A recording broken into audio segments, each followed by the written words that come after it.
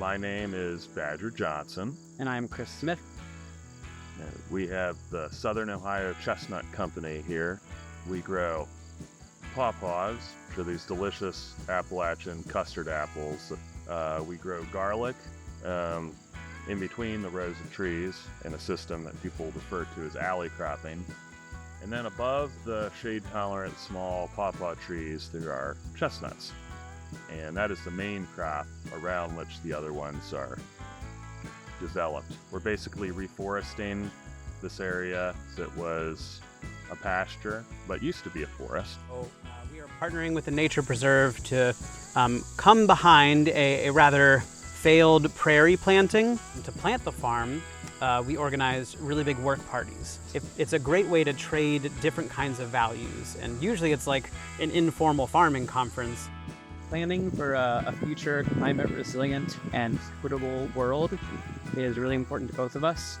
Apart from just providing food for people, we're growing crops that were cultivated by Native peoples for generations, like pawpaw, and we're just picking up the torch on that lineage and trying to grow more food for people.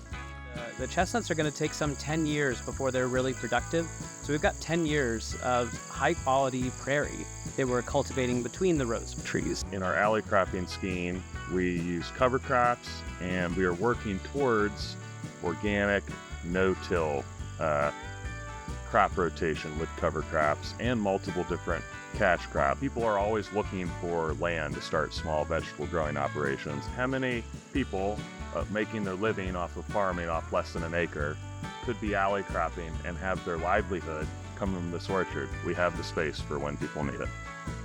The goal is to be a multi-farm business. There's complication with it, but it's threading a needle and finding the right companion pair of crops. So whatever specialty crop you might get into, there's going to be very particular considerations. The chestnuts themselves are fairly low maintenance.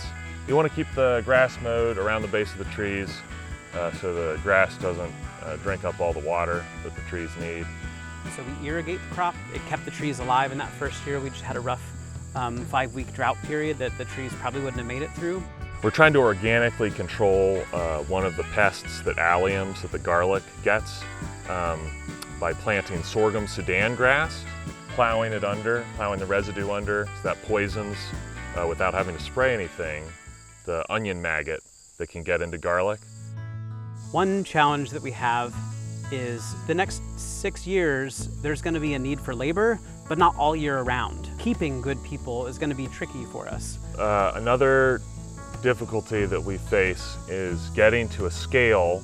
Obviously, this is kind of a Goldilocks situation. It's a sweet spot of a partnership with the Nature Preserve to provide quality conservation as well as like attention being paid to an area that was a little beyond their capacity. So we're looking for more opportunities like that, as well as buying land so then it's access to capital. A good strategy for learning about agroforestry would be to figure out, at least vaguely, what system you think would be good. And you can talk to people who are sort of experts about that in your region.